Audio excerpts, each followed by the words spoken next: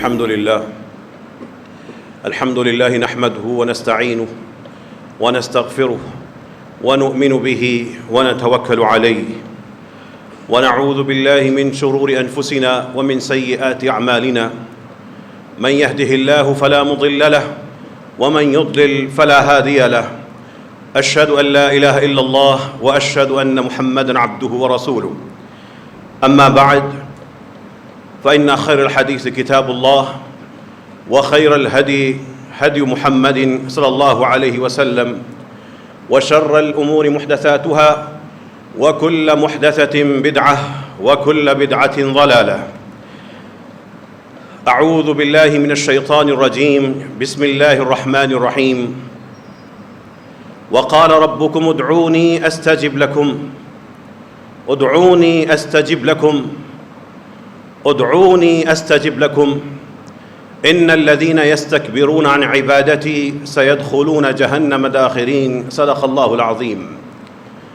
اللهم صل على محمد وعلى آل محمد كما صليت على إبراهيم وعلى آل إبراهيم إنك حميد مجيد. اللهم بارك على محمد وعلى آل محمد كما باركت على إبراهيم وعلى آل إبراهيم إنك حميد مجيد. اللهم ربنا آتنا في الدنيا حسنة وفي الآخرة حسنة وقنا عذاب النار. اللهم إنا نسألك علما نافعا وعملا متقبلا ورزقا طيبا. اللهم إنا نسألك الشفاء العاجل لمرضانا وجميع المرضى المسلمين. اللهم اغفر لنا ولحينا وميتنا أجمعين.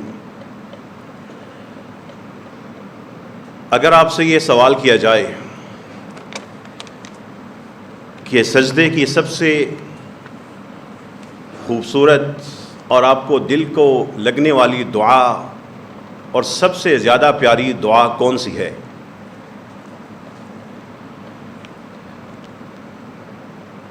تو اکثر لوگ یہ جواب دیں گے ہمیں تو دعا آتی ہی ایک ہے،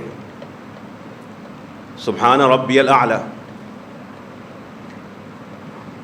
اس کا مطلب ہے کہ وہ ابھی اس منزل میں داخل ہی نہیں ہوئے جہاں پہ وہ سجدوں کی دعاؤں کا لطف محسوس کر سکیں۔ اگر نبی کریم صلی اللہ علیہ وسلم کی پڑھی ہوئی بتائی ہوئی دعائیں 2 4 6 ان کو آتیں تو کسی ایک کو کہتے کہ یہ دعا مجھے زیادہ پیاری لگتی ہے۔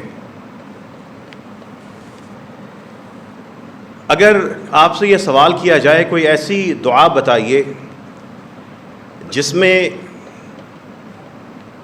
رب سے بندگی کا اظہار بھی ہو، رب کی الوہیت کا اقرار بھی ہو، لیکن اپنی نالائکی کا اعتراف بھی ہو، اور نالائکی کے اعتراف کے ساتھ ساتھ ایک محبت کا اظہار بھی ہو، کوئی ایسی دعا تو بتائیے۔ یہ دعاؤں کے بارے میں ایسے سوال ذہن میں لائیے، دعاؤں کا تجزیہ کیا کریں، دعاؤں کے اندر نقطے تلاش کر کے ان نقطوں کو ترتیب سے لکھ کر اس دعا کو ایک عنوان دیا کریں۔ دعاؤں کے ایک ایک جملے کو رب کے ساتھ ہم کلامی سمجھیں۔ یہ دعا اور کسی سے نہیں ہوتی، اللہ سے ہوتی ہے۔ یہ دعا کا جملہ کسی اور کے سامنے نہیں، اللہ کے حضور پیش ہوتا ہے۔ تصور کیجئے ایک تھکا ہارا زندگی کے کئی سال گزار کر مشقتوں کا مارا، گناہوں میں لتھڑا، کچھ نیکیاں ساتھ لے کے چلنے والا انسان رب کے حضور بیٹھا ہے۔ جملے دیکھیے گا، ان کا اختصار دیکھیے گا۔ دعاؤں کے جملوں کی ایک خاص بات ہے، آیت لمبی ہوتی ہے، دعاؤں میں جملے چھوٹے چھوٹے ہوتے ہیں۔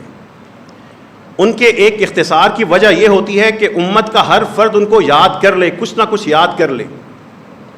وہ بیٹھا ہے، وہ کہہ رہا ہے اللہم انت ربی اے اللہ آپ ہی میرے رب ہیں، لا الہ الا انت، آپ کے سوا میں کہاں جا سکتا ہوں، لا الہ الا انت، کوئی قطن لا جب آئے گا اور اگلے لفظ کے اوپر زبر آئے گی لا الہ، اس کا مطلب قطن نہیں ہے، ہو ہی نہیں سکتا، لا الہ، قطن کوئی الہ نہیں ہے، لا الہ الا انت خلقتنی، یہ میرا وجود اے اللہ آپ ہی نے بنایا ہے، وَأَنَا عَبْدُكَ، اور میں تیرا بندہ ہوں۔ 4 جملوں کی پہلے لذت محسوس کیجئے۔ بندہ رب کے واسطے، رب کو واسطے دے رہا ہے، ترلے کر رہا ہے، منتیں کرنے کے لیے ابھی ابتدا میں کیسے تعلقات بتا رہا ہے، اللہم انت ربی لا الہ الا انت خلقتنی وانا عبدک، اور پھر بندہ جیسا بھی ہے اللہ کو کہہ رہا ہے وَأَنَا عَلَىٰ عَهْدِكَ وَوَعْدِكَ مَا اسْتَطَعْتُ، اے اللہ جتنا میں ہو سکتا، جتنا میں کر سکتا ہوں اتنا میں تیرے ساتھ وعدے اور تیرے ساتھ عہد پر چلنے کی کوشش کرتا ہوں۔ 5 جملے، آپ سجدے میں گئے ہیں، آپ نماز میں سلام پھیرنے سے پہلے نماز میں سلام پھیر چکے ہیں، سفر کر رہے ہیں، کہیں جا رہے ہیں، فراغت ہے، آپ کہہ رہے ہیں اللہم انت ربی لا الہ الا انت خلقتنی وانا عبدک وانا علی عہدک ووعدک ما استطعت، یہ 5 جملے بندگی اور ربوبیت کا تعلق بتا رہے ہیں، یہ 5 جملے مسنون ہیں، رسول اللہ صلی اللہ علیہ وسلم سے مروی ہیں، ثابت ہیں۔ ان 5 جملوں کے برابر کسی عربی زبان کے ماہر کا کوئی ذکر پہنچ سکتا ہے؟ کوئی تعویذ یہاں تک پہنچ سکتا ہے؟ کوئی کسی کی خرافات بھرا کلام یہاں تک پہنچ سکتا ہے؟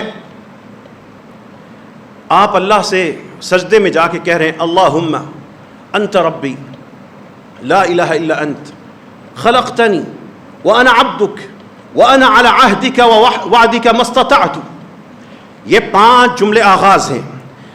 6واں جملہ آتا ہے اعوذ بک من شر ما صنعت، اے اللہ جو برا میں کرتا آیا ہوں اس سے میں آپ کی پناہ چاہتا ہوں، اعوذ بک من شر ما صنعت۔ 6واں جملہ ہو گیا، اس میں انسان کا کہ جو میں نے آج تک برائی کی یا اللہ اس کے مقابلے میں آپ کی پناہ چاہتا ہوں، میں لتھڑا ہوا ہوں مجھے صاف کر دیجئے، میں گرا ہوا ہوں مجھے اٹھا لیجئے، میں بہکا ہوا ہوں مجھے راہ پہ ڈال دیجئے، میں راہ سے پھسل جاتا ہوں مجھے راستے پہ چلا دیجئے، اعوذ بک من شر ما صنعت، ہر وہ شر، وہ برائی، وہ زبان کی، ہاتھ کی، مال کی، رویے کی، جذبے کی، سوچ کی جو میں نے کی ہے، اب میں اس کے مقابلے میں آپ کی پناہ کا طالب ہوں۔ ابوء لک بنعمتک علی، جملہ دیکھیں، ابوء لک بنعمتک علی، اے اللہ آپ کی جو نعمتیں میرے اوپر ہیں میں اس کا اعتراف کرتا ہوں، ابوء لک بنعمتک علی۔ ایک دعا کے اوپر آپ سجدے میں سر رکھ کر کہتے رہیں ابوء لک بنعمتک علی، ابوء لک بنعمتک علی، سجدہ آپ اپنے اوپر اللہ کی نعمتیں گنتے جائیں، ایک نعمت آنکھ ہے، کان ہے، ٹانگ ہے، زبان ہے، دماغ ہے، جلد ہے، خون ہے، ہڈیاں ہیں، نظام ہے، نظام دوران خون ہے، نظام ہضم ہے، سماعت ہے، دل ہے دھڑک رہا ہے، ناک ہے سانس لے رہا ہے، پھیپھڑے ہیں کام کر رہے ہیں، گردے ہیں، پانی جسم میں جاتا ہے نکل رہا ہے، کھانا جاتا ہے نکل رہا ہے، جو مفید چیز ہے ذہن میں وہ جسم میں بچ رہی ہے، ہوا ہے، آزادی ہے، خاندان ہے، گھر ہے، چھت ہے، بھوکا نہیں مرتا، پیٹ بھر کے کھاتا ہوں۔ ایک جملہ سوچ کر ابوء لک بنعمتک علی، بمباری میرے پہ نہیں ہو رہی، اسرائیل کے ہاتھ میں نہیں چڑھا ہوا، کسی جیل میں قیدی نہیں ہوں، ایک وطن جیسا بھی ہے بہت اچھا دیا ہے، بھوکا نہیں سوتا، بچے میرے سامنے لباس کے لیے نہیں تڑپتے، بچے میرے پیاسے نہیں رہتے، گندگی کا شکار نہیں رہتے، گھروں سے نکلتے ہیں تو جوتے پہنے ہوتے ہیں، وہ ننگے پاؤں نہیں جاتے۔ ابوء لک بنعمتک علی، اور اللہ اتنی بڑی نعمت مجھے دی کہ مجھے محمد الرسول اللہ صلی اللہ علیہ وسلم کا امتی بنا دیا۔ اس ایک جملے کو لے کر آپ سجدے میں صرف یہ کہتے رہیں ابوء لک بنعمتک علی، تو انسان کا سجدہ اس کی عمر سے دراز ہونا شروع ہو جائے۔ وہ سجدے سے سر اٹھا لے تو یہ احساس جو سجدے میں دعا کے وقت تھا وہ اس کو راہ حق پر لے کے چلتا رہے۔ یہ 7واں جملہ تھا، ابوء لک بنعمتک علی۔ اور اگلا جملہ سنیے، وَأَبُوءُ لَكَ بِذَنبِي، اے اللہ آپ کے سامنے میں اپنے گناہوں کا اعتراف کرتا ہوں۔ مختصر سا جملہ، سارے گناہ اس میں آ جاتے ہیں۔ وَأَبُوءُ لَكَ بِذَنبِي، اے اللہ میں آپ کے حضور اپنے سارے گناہوں کا اقرار کرتا ہوں، کچھ نہیں چھپاتا۔ کوئی نہیں کہتا کہ چونکہ ایسا ہوا تھا تو میں نے ایسے کر دیا، چونکہ میں نے ایسے پڑھا تھا تو میں نے ایسے کر دیا، میرے خیال میں حدیث یوں تھی لیکن میرا خیال تھا یوں۔ یا اللہ نہیں، میں بس اپنے گناہوں کا اعتراف کرتا ہوں۔ ابوء لک بنعمتک علی وابوء لک بذنبی، ایک طرف تیری نعمتوں کی برسات ہے اور ایک طرف میرے گناہوں کا یہ ڈھیر ہے، میں اس کو بھی مانتا ہوں، میں اس کا بھی اعتراف کرتا ہوں۔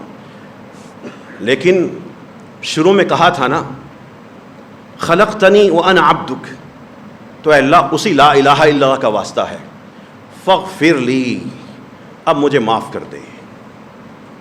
فاغفر لی سب سے مختصر ترین جملہ ہے، 2 لفظوں سے، فاغفر لی۔ لیکن یہ 2 جملے جس کے قبول ہو گئے اس کو اللہ کی ساری نعمتیں مل جائیں گی۔ فاغفر لی، 8ویں جملے فاغفر لی تک کہاں سے بندہ پہنچا؟ پہلے اس نے کہا اللہم انت ربی لا الہ الا انت خلقتنی وانا عبدک وانا علی عہدک ووعدک ما استطعت اعوذ بک من شر ما صنعت ابوء لک بنعمتک علی وابوء بذنبی فاغفر لی فانہ لا یغفر الذنوب الا انت۔ سجدے میں آپ گئے ہوں، تھکے ہوں، بریک لے کے دکان سے ظہر کی نماز پڑھنے گئے ہوں، سفر میں ہوں، کہیں گاڑی روکی ہو، گھر میں پریشانی ہو اور نماز کا وقت ہو، مصلی پہ کھڑے ہیں، خیال آتا ہے رب سے اپنا تعلق، اپنا ریفرنس، اللہ تعالیٰ سے اپنا جوڑ، اللہ تعالیٰ سے اپنی بندگی، اس کو وسیلہ بناؤں اور کہوں اللہم انت ربی لا الہ الا انت خلقتنی وانا عبدک وانا علی عہدک ووعدک ما استطعت۔ یہ 5 جملے رب کو بتا دیا، اعوذ بک من شر ما صنعت ابوء بنعمتک علی وابوء بذنبی فاغفر لی فاغفر لی فاغفر لی فإنہ لا یغفر الذنوب الا انت۔ کہیں آپ کی زبان ابوء لک بنعمتک علی اس پہ رک رہی ہے، کہیں آپ دہرا رہے ہیں ابوء لک بذنبی ابوء لک بذنبی ابوء لک بذنبی، کسی سجدے میں آپ دہرا رہے لا الہ غیرک لا الہ غیرک، کہیں آپ کہہ رہے خلقتنی وانا عبدک خلقتنی وانا عبدک، کسی سجدے میں آپ جا کے کہہ رہے فاغفر لی فاغفر لی۔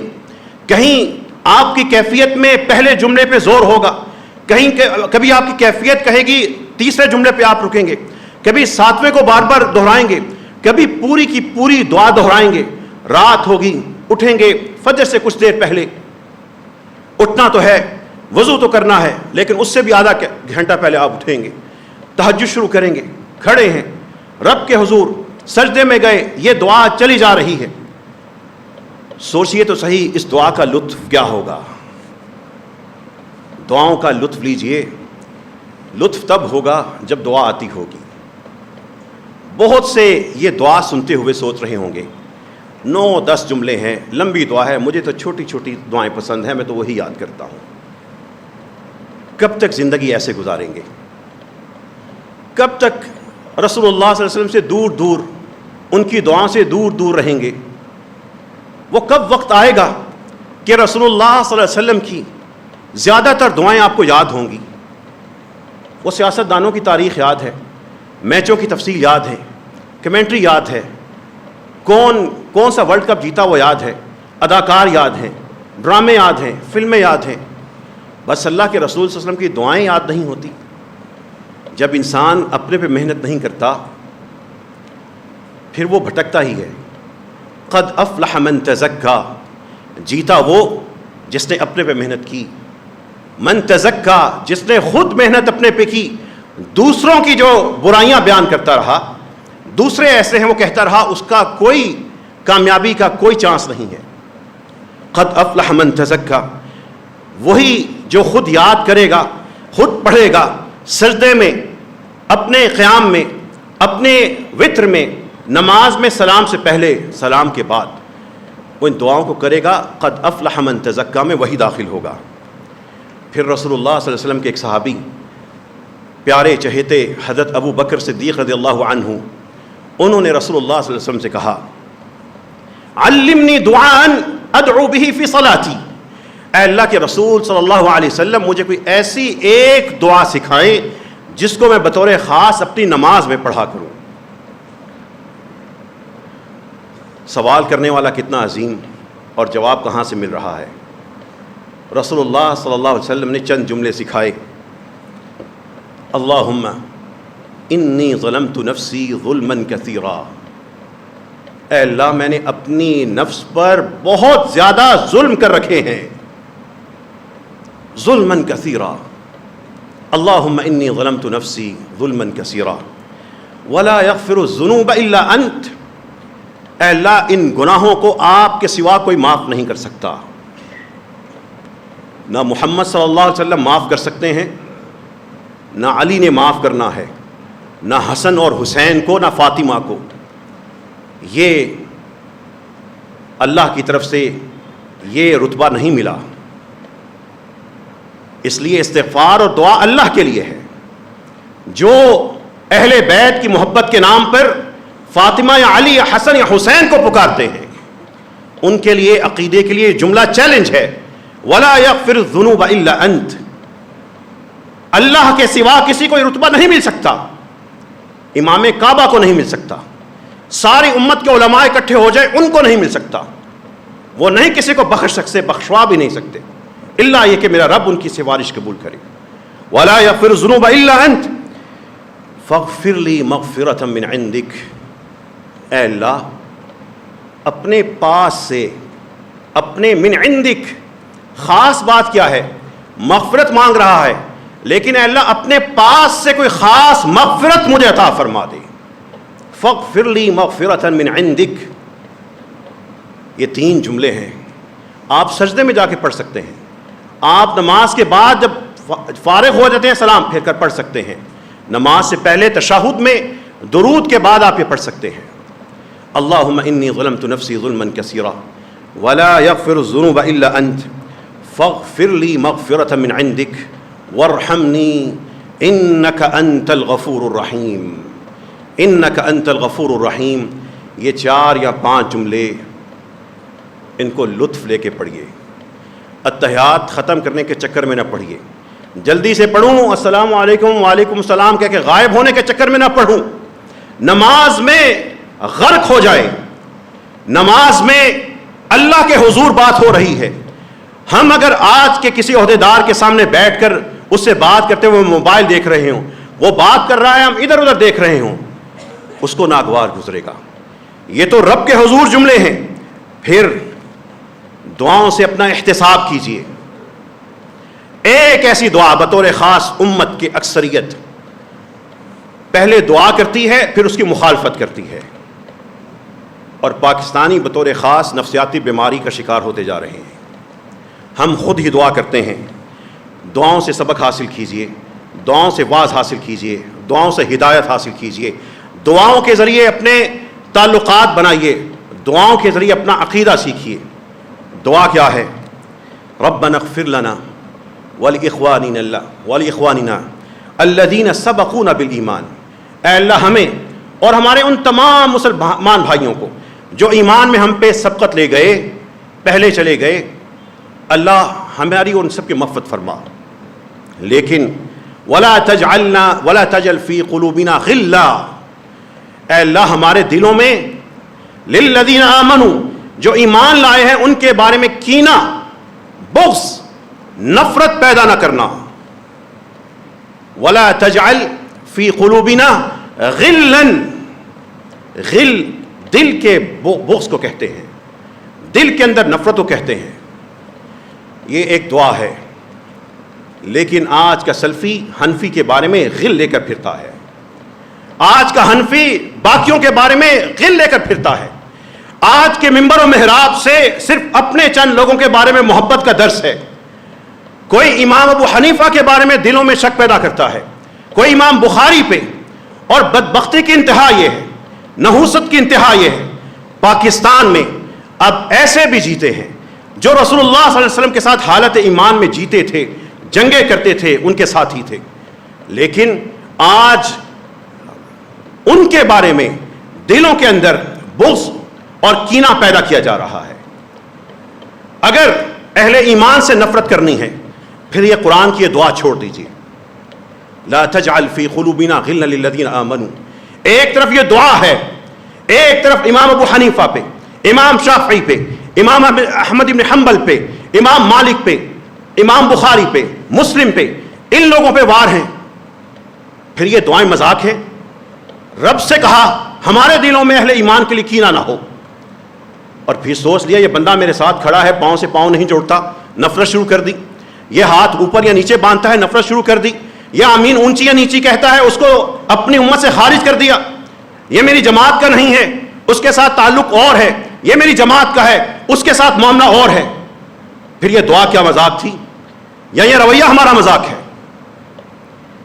ان دعاؤں کے ساتھ تضاد کیوں کرتے ہیں؟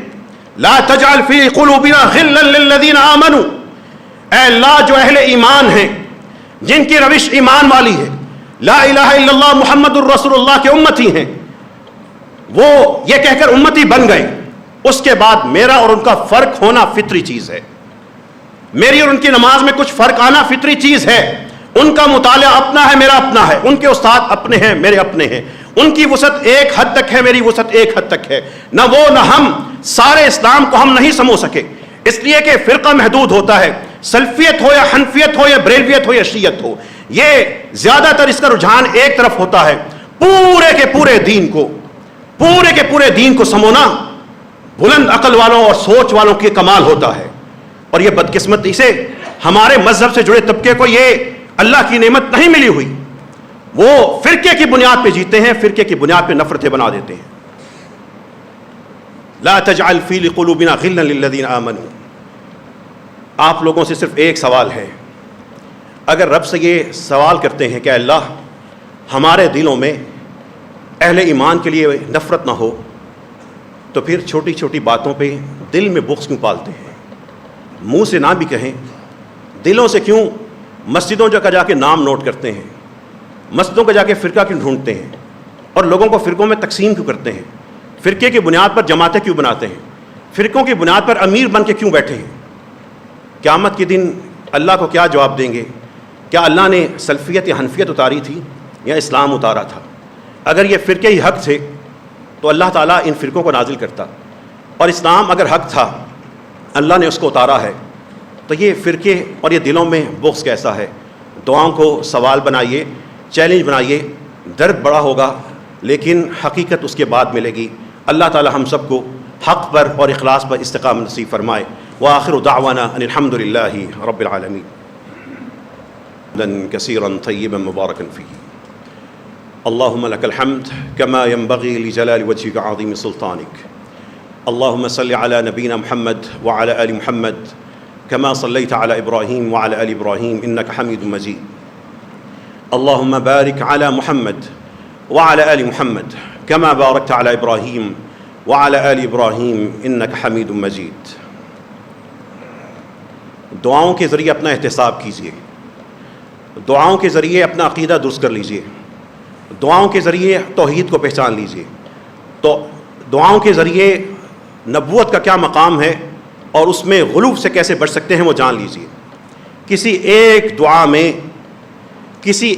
دعا میں ایسا ہے کہ ہم نے رسول اللہ صلی اللہ علیہ وسلم سے کچھ مانگا ہو؟ یہاں پر پاکستان کے سبھی رجحان رکھنے والے ساتھی نماز پڑھنے کے لیے آتے ہیں۔ ایک سوال ہے میرا، مسنون دعائیں جا کے اٹھا لیجئے، جو اعلیٰ ترین احادیث میں ہوں، جو اس سے کم درجے کی حسن احادیث میں ہوں، اس سے نیچے ضعیف احادیث بھی لے لیجئے۔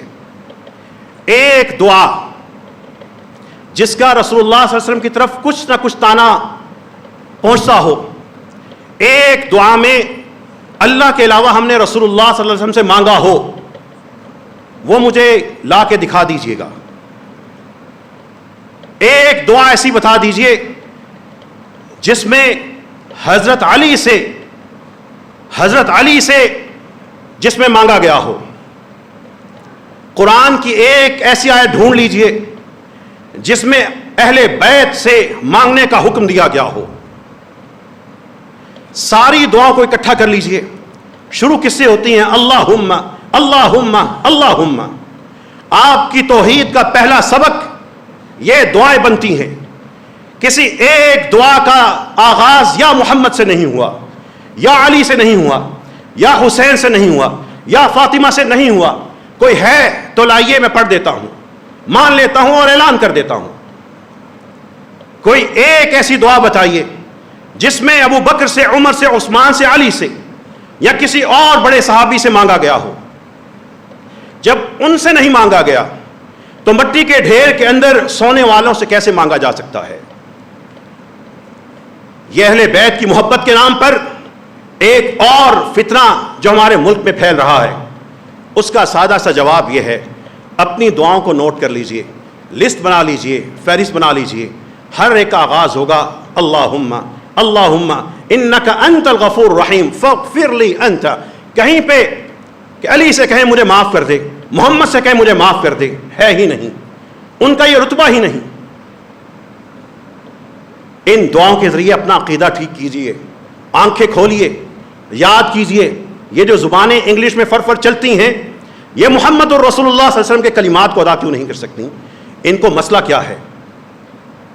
یہ خبریں پڑھ سکتی ہیں، یہ ہر قسم کا ناول پڑھ سکتی ہیں، اخبار پڑھ سکتی ہیں، تبصرے کر سکتی ہیں، بس رسول اللہ صلی اللہ علیہ وسلم کی دعائیں جو سکھائی ہیں وہی نہیں پڑھ سکتی۔ اپنا احتساب کیجئے، اپنا آپ خود پہچانیے، اور جو کھڑے ہیں خدا کے نام پر کھڑے ہو کر خطبہ سننا خطبے کے منافی ہے۔ جہاں پہ جوتے لوگ اتارتے ہیں وہاں پہ بیٹھنا آپ کی انسانیت کے وقار کے منافی ہے۔ اوپر جائیے، اوپر ساری جگہ بنی ہے، جا کے نماز پڑھیے۔ یہ رسول اللہ صلی اللہ علیہ وسلم کی ان دعاؤں میں اپنا احتساب کیجئے۔ ایک احتساب کے لیے دعا آپ کے سامنے رکھتا ہوں۔ رسول اللہ صلی اللہ علیہ وسلم فرماتے ہیں اذا دخل الرجل بیتہ، اپنے اپنے گھر کی انٹری ذرا یاد کر لیں۔ اذا دخل الرجل بیتہ، جب بندہ اپنے گھر داخل ہوتا ہے، فذکر اللہ عند دخولہ وعند طعامہ، داخل ہوتے وقت، کھانا کھاتے وقت اللہ کا نام لیتا ہے، بسم اللہ کہہ دیتا ہے، دعا پڑھ لیتا ہے، اللہ کا ذکر کر دیتا ہے۔ قال الشیطان، بندہ داخل ہوا، اللہ کا نام لے لیا، کھانا کھایا، اللہ کا نام لے لیا، شیطان کہتا ہے لا مبیت لکم ولا عشاء، شیطان کہتا ہے اٹھ یہاں سے چل، نہ یہاں پہ تیرے لیے رات کا ٹھہرنا، نہ تیرے لیے نہ یہاں پہ رات کا کھانا۔ اس بندے نے اللہ کا ذکر کر لیا ہے۔ جب یہ ذکر ہو جائیں شیطان وہاں سے بھاگ جاتا ہے۔ اور اللہ کے رسول صلی اللہ علیہ وسلم فرما رہے ہیں وَإِذَا دَخَلَ، اور جب وہ شخص اپنے گھر میں داخل ہوتا ہے، فَلَمْ يَذْكُرِ اللَّهَ عِنْدَ طَعَامِهِ عِنْدَ دُخُولِهِ، وہ داخل ہوتے وقت اللہ کا ذکر نہیں کرتا۔ قال الشیطان، شیطان کہتا ہے ادرکتم المبیت، رات کو ٹھہرنے کی بہترین جگہ مل گئی۔ ہم روزانہ گھروں میں داخل ہوتے ہیں، اللہ کا ذکر کیا، شیطان بھگا دیا، چلتے چلتے 1 سیکنڈ سے کم میں انسان کہتا ہے بسم اللہ، شیطان کو بھگا دیا نہیں کیا. شیطان کہتا ہے بہترین بستر ہے, جناب آپ کا نام لیتا ہوگا, شکریہ ادا کرتا ہوگا, بندہ کتنا اچھا ہے. شیطان کے لیے رات کو ٹھہرنے کی جگہ بنا دی ہے, اور کہنے والے اللہ کے رسول ہیں. وَإِذَا لَمْ يَذْكُرِ اللَّهَ عِنْدَ طَعَامِهِ, جب وہ کھانا کھاتے وقت اللہ کا ذکر نہیں کرتا, وہ شیطان کہتا ہے أَدْرَكْتُمُ الْمَبِيتَ وَالْعَشَاءَ, مبارک ہو تمہیں رات کا ٹھکانہ بھی مل گیا, رات کا کھانا بھی ساتھ مل گیا. حساب کر لیجئے گھر میں داخل کس کیفیت میں ہوتے ہیں. حدیث ختم ہو چکی ہے, شرع کی ضرورت نہیں ہے. تھوڑا سا علم حاصل کریں, دگنا عمل شروع کر دیں, کامیاب ہو جائیں گے. لوگ معلومات جمع کر رہے ہیں, نیچے سے عمل سے خالی ہو رہے ہیں. اللہ سے دعا کیجئے اللہ ہمیں عمل نافع عطا فرما, ہمیں علم نافع عطا فرما. اللهم إنا نسألك بأسمائك الحسنى وأسمائك الحسنى وصفاتك العلى وبالصلاة والسلام على النبي المصطفى. اللهم اغفر لنا ذنوبنا كلها, اے اللہ ہمارے تمام گناہ معاف فرما. اللهم اغفر لنا ذنوبنا كلها دقها وجلها وأولها وآخرها وعلانيتها وسرها. اللهم آت نفوسنا تقواها وزكها فأنت خير من زكاها أنت وليها ومولاها. اللهم إنا نسألك علما نافعا, اللهم إنا نسألك علما نافعا وعملا متقبلا ورزقا طيبا وقلبا خاشعا ولسانا ذاكرا. اللهم اشف مرضانا ومرضى المسلمين. اے اللہ ہمارے تمام مریضوں کو شفا عطا فرما. ہمارے بھائی خواجہ شفقت یہاں پر بیٹھ کر خطبہ سنتے تھے, گزشتہ 2 سال سے ایک سنگین بیماری مبتلا ہیں, سخت تکلیف دہ علاج کے باوجود بھی مسجد آتے ہیں, ان کو اٹھا کے لایا جاتا ہے. آج وہ گھر سے نہیں نکل سکے. رب کریم ہمارے اس بھائی کی بیماری کو ختم فرما دے, اس کی بیماری کی تکلیفوں کو ختم فرما دے. اے اللہ ان کو شفا نصیب فرما. اے رب کریم ان کے لیے ہر معاملے میں آسانی فرما. اے اللہ جتنے بھی بیمار ہیں ان کو شفا نصیب فرما. جتنے بھی لوگ اس دنیا سے جا چکے ہیں, ہمارے پیارے ہیں, پہلے گئے اب گئے, رب کریم خواتین ہیں, مرد ہیں, بچے ہیں, بڑے ہیں, کسی بھی عمر کے تھے, اے اللہ ان سب کی مغفرت فرما دے. اے اللہ ان کی قبروں کو منور فرما دے. اے رب کریم ہم سب سے راضی ہو جا, ہمیں اپنے مقربین میں داخل فرما.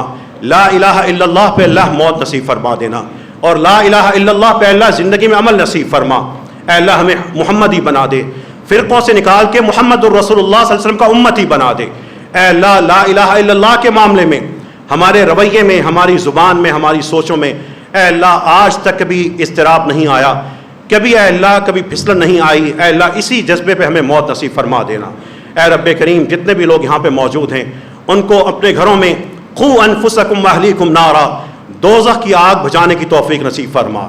جو دوزخ والے عمل ہمارے گھروں میں, دکانوں میں, کاروبار میں, جیب میں, ہماری سوچوں میں جاری ہیں, اللہ ان کو ختم فرما دے. اللہم اکفنا بحلالک عن حرامک واغننا بفضلک عمن سواک واغننا بفضلک عمن سواک. ربنا آتنا فی الدنیا حسنہ وفی الآخرة حسنہ وقنا عذاب النار. وآخر دعوانا ان الحمد للہ رب العالمین.